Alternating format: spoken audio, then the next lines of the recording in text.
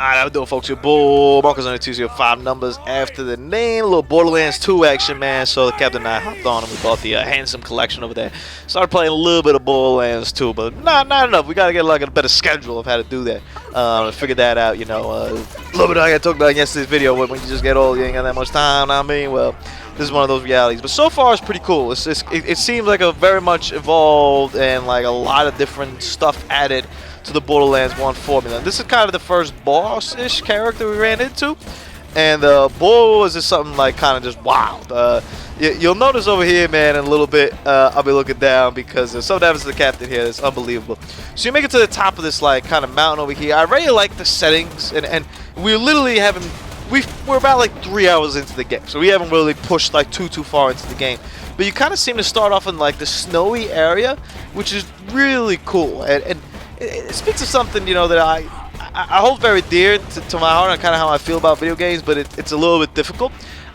You really got to give every game a chance, you know. I remember when Borderlands came out and I saw it, and the cel-shaded graphics, even though I'm not a graphics or anything, it threw me off a little bit. I was like, I don't know about that, man, that cel-shaded stuff. To me, and I held this very much so, I was on the boat.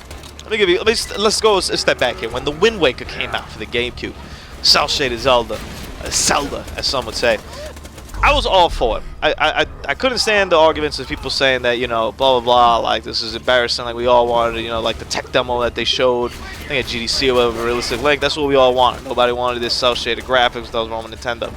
I didn't really like that idea, because in my eyes I was like, I don't know, I like it, like it looks cool, blah blah. I didn't expect it to hold up as well as it did, whereas like now you kind of HDify and it looks amazing. That I didn't know, but I knew at the time that I was like, this looks pretty impressive, man. I really like this. I think this is cool. I wasn't opposed to that.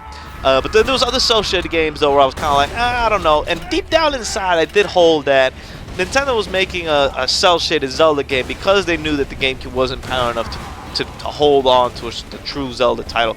And I think that argument still holds true up to the point where they actually made Twilight Princess, but that took a lot longer. You know, that was really at the end of the GameCube, but then they kind of pushed out everything that they could in that system to get there. I don't know if they knew initially how to do that. So when I saw Borderlands, I kind of looked at it and I said to myself, you know what, this is one of those games where like they need the cel-shaded graphics to hide the fact that there's other weaknesses in the game that they kind of can't cover. And I was wrong. I was completely incorrect. That is a very ignorant statement to make, man.